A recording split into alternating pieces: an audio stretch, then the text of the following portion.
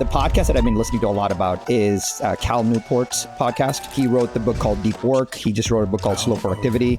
Yeah. I honestly thought from the outside looking in, like, here's this guy talking about not being technology centric and, thinking about doing stuff slowly and having a longer. He's the guy that doesn't even have a smartphone, right? He still uses a flip phone? Correct. But here's the crazy part though, Keith.